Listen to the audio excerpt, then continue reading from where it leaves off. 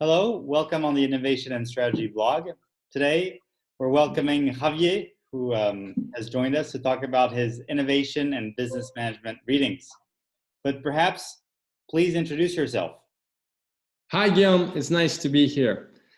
Sure. I'm Javier Cedillo. I am currently the founder and managing director and CEO of Key Partner Ventures. Key Partner Ventures is it's a business that I founded with entrepreneurs to be able to push ideas, concept teams to drive innovation in the service industry and also in the automation industry, which are themes that I am passionate about with 20 years of experience in both hospitality and service automation. I decided to build this company to be able to help other teams and other ventures become great things. So I'm now devoted to build these businesses with those new ventures and try to also have some fun. Great. And my understanding is that you have a multicultural background and lived in a lot of very different cities. Is that correct? Yes, correct. I've been very lucky. I've been able to live and work in almost all continents in the world. I started my career in North America, working out of New York City for an incredible company called Starwood Hotels.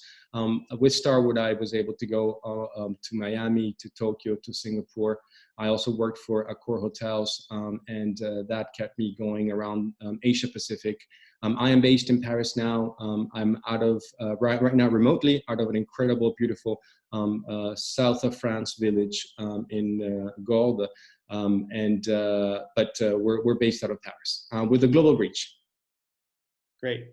Okay, so could you perhaps tell me about your favorite book and why you liked that book in particular? Sure. Well, I mean, there's definitely many books. I love reading. It's one of my favorite hobbies, and I have, two books that have really helped me personally throughout my career, and also professionally. Two books that have two angles that are quite different. And the first one is the Tibetan Book of Living and Dying. This is a book that I read when I was 17 years old, and then I read again when I was 40. That's a book the Tibetan Book of Living and Dying. Is that correct? Yes, correct. It's by Sogyal Rinpoche, and it's a book that talks about suffering of all things.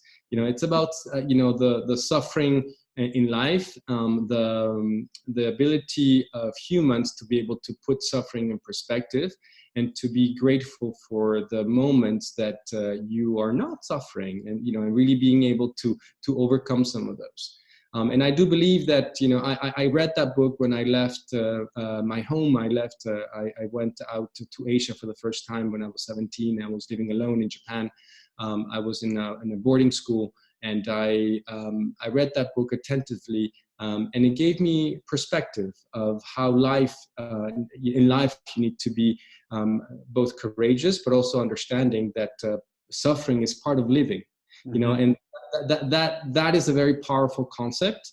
And it helped me through my life as a student, because being alone in such a faraway country like Japan, and which at that time it appeared to me for me to being in the moon.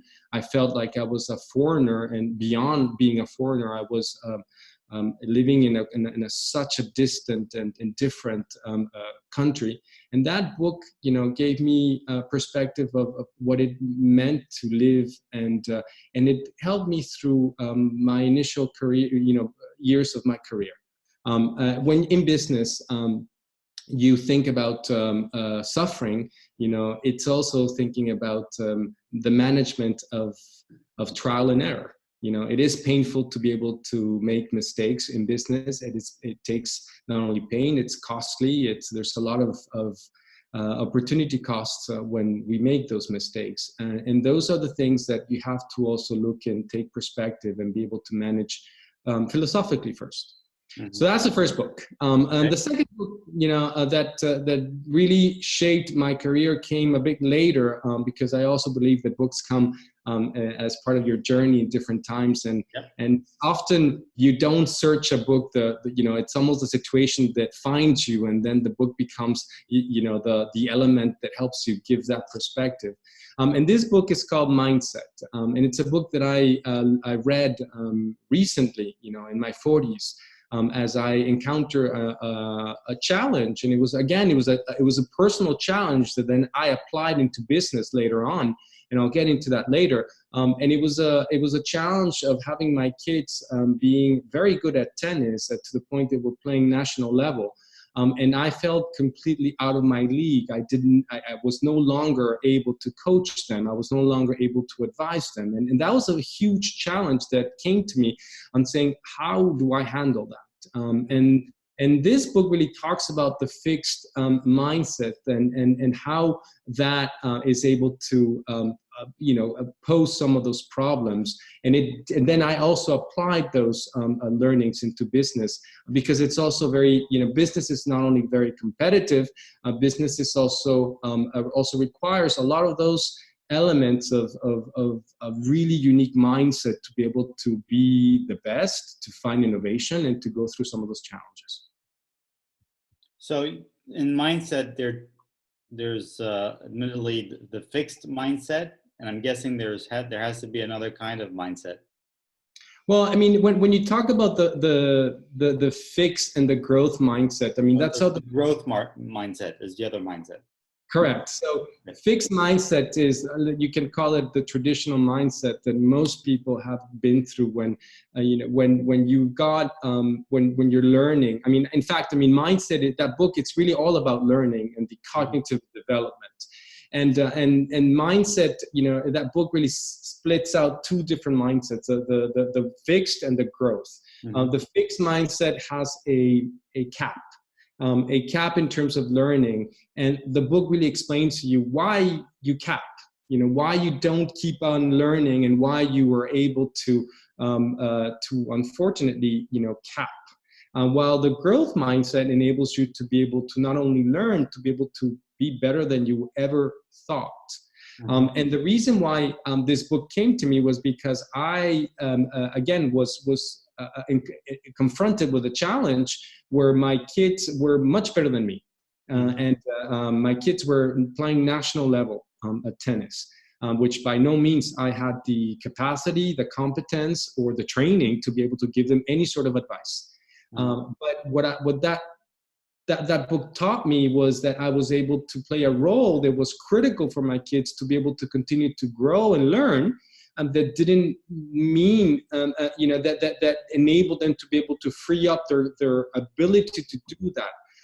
And my role was much more of a coach that enabled them to be able to handle failure in a better way versus teaching them things that would cap their ability to learn. So I learned. I was actually given that book by an Australian coach. That as I was posing those questions to him, and we were exchanging, and he was telling me, this is a book that will help you make sure that your kids are able to achieve their best potential in tennis. So when you apply that to business, the synergies are clear, because my hypothesis and my true belief is that innovation in business comes when people's mindset are about growing. And innovation in business also comes with challenges and pain. Business is painful. In fact, anyone who tells you that business is not painful, most likely they've never done it. Or most likely they're probably thinking that reiterating a best practice. But what business is, and myself having built businesses and having run businesses and having failed, succeeded, done every business is painful. And your ability to be able to continue to learn and continue to push your limits is critical. And business is also as competitive as really high performance sports. And that's how I see business. So when I'm running a company, I I really tried to take this mindset and applied it to my teams, where I want to make sure that my teams are the critical elements that drive that innovation. I'm making sure that failure does not become a fear, and that failure doesn't cap them, but rather that the team has a mindset to be able to continue to learn. And innovation comes from failing 2,000 times. And once you fail, once, twice, 3 times, and multiple times, you then understand what it takes to be able to make a difference. And when you apply this to service, and I'll give you an example specifically, I came to a wonderful company, a startup that I joined, and I was leading as CEO. And the startup had a history of having probably very strong cultural challenges. The founder was a wonderful person, but he never had the ability to be able to lead teams and drive them through innovation. He had a great idea, and he took his idea and implemented it and made it work for a couple of years. But after a couple of years, the idea started to become less innovative and less different. And in a competitive world, your concepts and your ideas need to be refreshed every single time. And almost every 2 years, you need to come up with a new innovation, because the market is a killer. And that's how I see the parallel between that and competitive sports. It's so competitive that you have to always be pushing for the best time, for the best record, for the next level of performance. So to make a business a high-performing business, you have to have people inside the company that are able to take failure and transform it into innovation. So I came in and I applied some of those concepts of being able to take a team and giving them the confidence, giving them the tools, the mindset, the permission to fail. Mm-hmm. And be able to come up with small innovations that make all the difference. And I took this company, the company was in service, and we were doing Airbnb-like rentals and lettings across Europe. And this company had that great idea 6 years ago, but this idea no longer was innovative.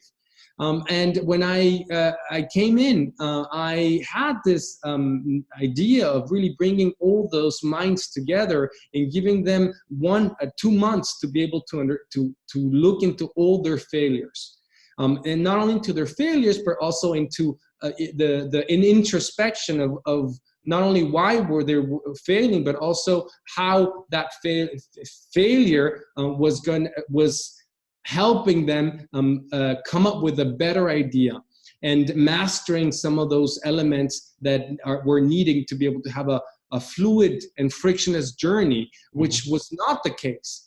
Customers were complaining about not getting their keys. Customers were complaining about not being able to have good service, and most importantly, people really didn't understand the difference between the company and a standard Airbnb. So when we came together, this book, has this ability to be able to. Actually, this book has these teachings that. For people like me, it makes it easier to put teams at ease and really drive them through that learning process. And my team not only learned their failures, but they came up with innovations like a digital key, which maybe for you it's not that innovative, but it unlocked tremendous opportunities to be able to not only solve some of the service issues, but also solve a lot of the economic issues that the company was facing. And that is incredible, because again, I took a failure, I took all the friction that was happening in the business, I took people and I told them the friction, those mistakes are good, let's apply them now into solving them, let's have a mindset that helps you overcome it.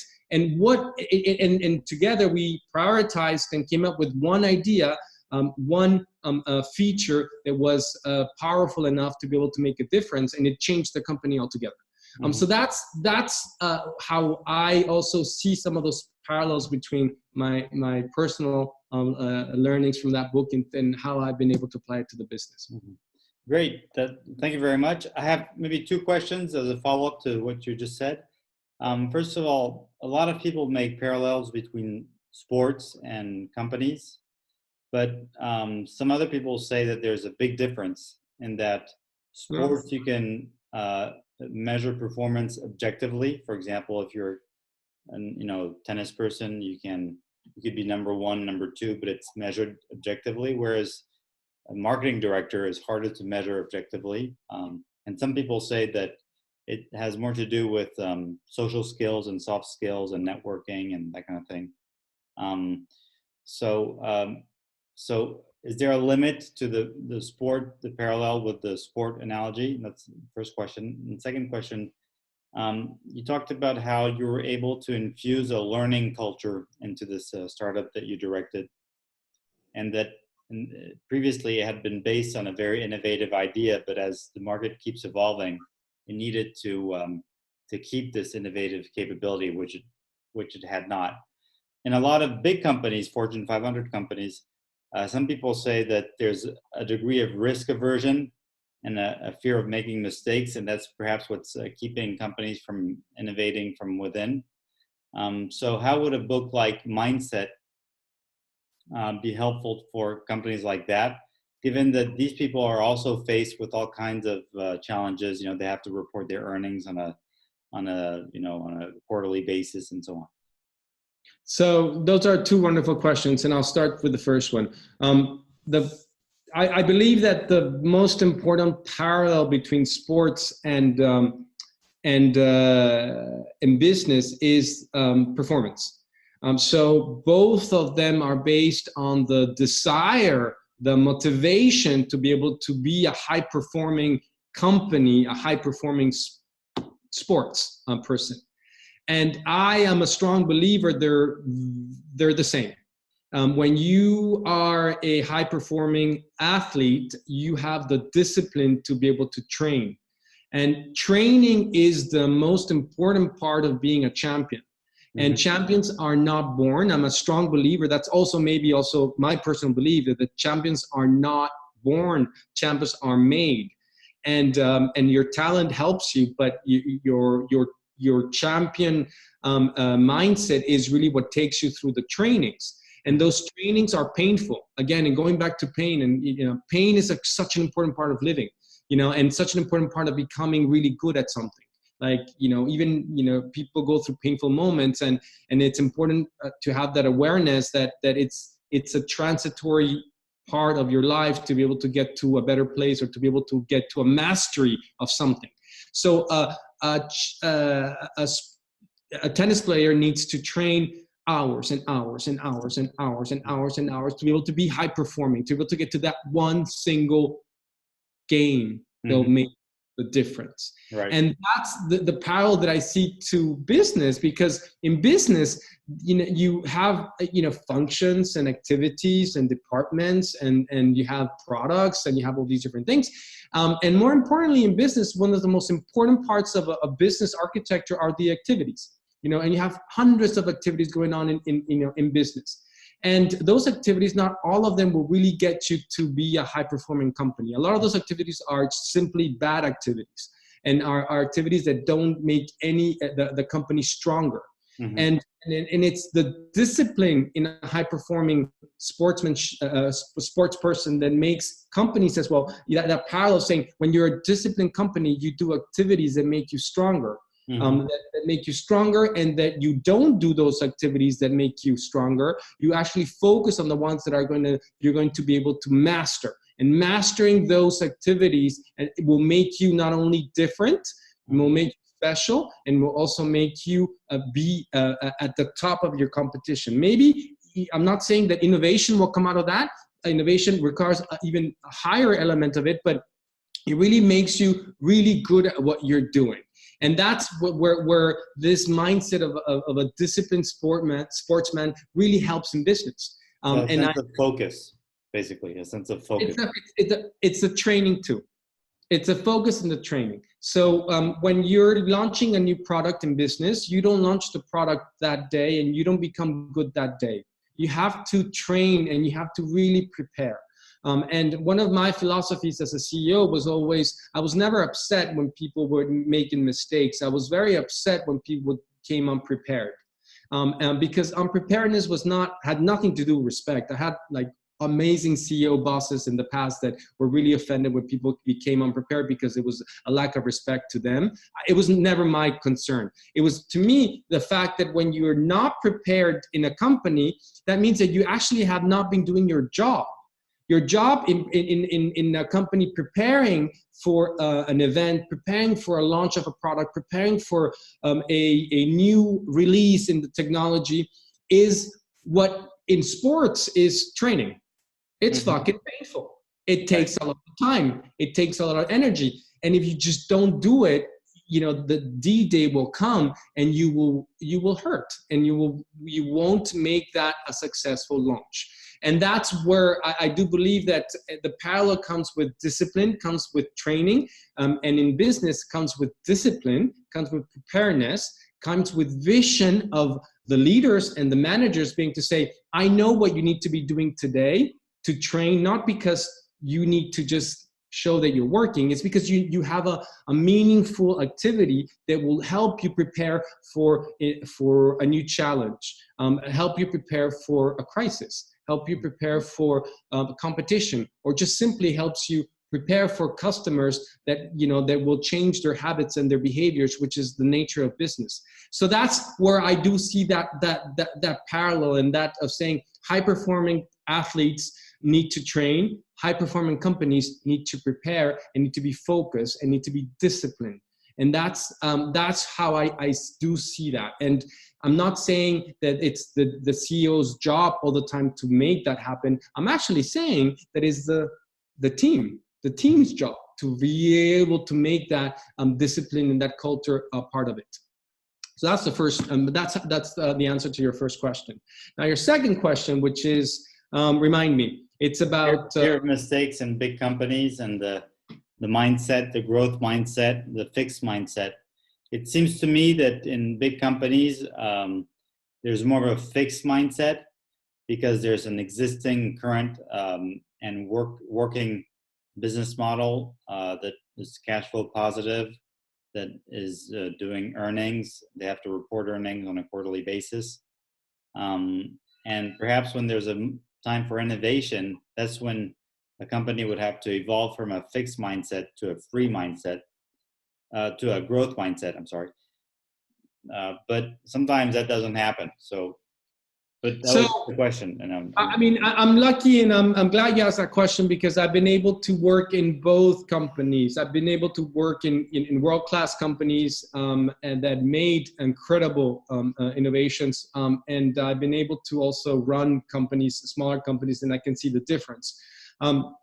My opinion on that and my perspective on that is that companies and big multinationals are able to give people like me, for example, incredible training. And especially if one idea, for example, Starwood Hotels gave me an incredible training. I mean, I learned everything that could be learned from not only service management, hospitality management, franchising, brand building, distribution. I learned all these things from probably the best in class. And did they push me to being innovative? I think they tried.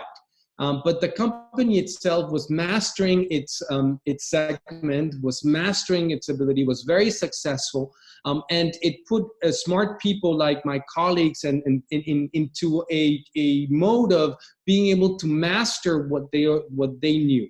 And they came up with becoming the best brands of their time. Maybe they didn't foresee the future and didn't come up with 20 years from now innovation. And then that didn't happen because people were fearful. But I do believe that this company was more focused on the mastery of their product. I had other experiences in other groups where there is definitely much more of a fear of failure. And that also is something that really damps innovation, because in fact, rather than a focus on mastery, they're really just much more focused on not making a mistake, which is definitely the analogy you're making to the fixed mindset, because it really caps your ability to be able to. It doesn't mean you're not good. I mean, you could be good, but you're capped, and you're capped, and incredible minds are capped to a point where they cannot be better than what they even think they can be. They're not even have the motivation to be better, because if you're better, you could be penalized, and that could be, your career is at risk, your job is at risk. And that is a very strong fear for people not actually, taking the leap, and being able to push some of those ideas. And I do believe that is something that happens in large corporations. And it does cap it. Now, when you're in a smaller environment, that obviously becomes less of an issue, but nevertheless, it still is an issue. So, I've been in startups where, in fact, the fear of failure is still present. Because you've got either a founder, you've got an investor, you've got a pressure for fundraising, you've got a lot of different things, so you cannot make a mistake. So how do you innovate? How do you innovate? So again, it's less of a big companies cannot do it and small companies can. I think it has to do with the company itself. I think it has to do with the founder. It has to do with the leader. It has to do with their focus and being able to understand that innovation is a process, and innovation is painful, and transformation is extremely painful. And when you accept pain, then innovation comes after, not the other way around. And you don't come in innovation and you don't celebrate innovation. And I think that to me is unfortunately is not reality. Reality is innovation is very painful because it takes you through a process of failure, a process of making mistakes, and it has casualties. And those casualties, are sometimes people and unfortunately ideas. And those ideas will drop off because people have that fear. So it's about the leader. I mean, I bring it back to the leader because I think it's about the leader that is able to champion those innovations, those failures through the process. And once you go through that process, then the idea come out. Then why did we take, I took 3 months to come up with a digital key across, almost half of the inventory across Europe. While I think in a big group, it would have taken probably 2 or 3 years to be able to come up with that level of innovation, able to be able to say, okay, let's stop what we're doing. Let's learn from our mistakes. And now let's launch something, and let's not be fearful of that failure, because if we're able to be good enough, we're able to not only pivot, we're able to evolve that initiative in a way that works out for the company. So I mean, maybe I'm not answering your question directly, but I do believe that it's not the size of the company, it's the mindset of the leader and the managers that make all the difference for innovation. Great. So let me try to summarize what you said, because we're getting to the end of this conversation. So you said that there are 2 books that really shaped your career and personality. You talked about the first book, which is a Tibetan book on suffering, that helped you when you were living out in Tokyo when you were 17 years old.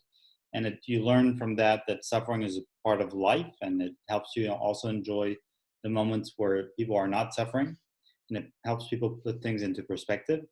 You also talked about how, as a parent and also as a business leader, you met your master, and your master were your own children, because they beat you at tennis, and they got to a point where you could not give them any useful advice, or at least you didn't have the capacity or the competency to give them the kind of advice they would need to continue on in their tennis career.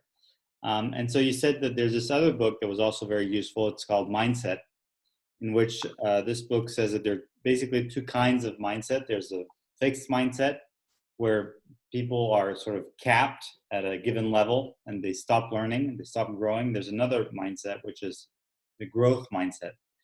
And we looked at how this applies to companies. And you said that I asked you if it was a big or small company issue. You said it was not necessarily so. It could be a matter of the leader being able to either go with a fixed mindset, in which case innovation would be halted, or in the case if it's a free mindset, growth mindset, then innovation, but also pain of going through the process of making mistakes and taking risk and failing. Well, at the end of this process, people actually try new things, and that's when innovation happens. Is that a accurate summary of what you talked about? Absolutely, and I think that at the end, it's about that ability, like you said, to be able to carry that that pain, that failure, that suffering, to be able to then come into and enjoy the fruits of that. Because in the philosophical way, pain and suffering, when you translate into business, or sports, it's training. It's training, and it's really hard. And every day, selling and competing and going through a crisis and it's really, really hard. And it's that mindset of being able to say, okay, you're not capped. You're not going to be judged by a failure. You're going to be judged by your achievements. And every time you achieve something better, better, and better, it really makes you a stronger athlete. And it also makes companies much stronger. I'm a really strong believer that companies are stronger every time they go through crises. And, I've specialized also in turnaround companies, and I've turned around many companies. And I believe that every time you turn around a company, the company is stronger. It goes through a lot of pain, but it becomes a stronger company. And that's, I'm a strong believer that, and also maybe an optimist that this is the case for both athletes and companies. Great. Well, thank you very much for sharing your ideas, and I'm looking forward to meeting you in person soon. Yes. When this crisis, the COVID crisis, passes, and we can move on to a more regular lifestyle. Thank you very much. You're welcome. Thank you. Bye-bye. Take care. Ciao, ciao. Ciao.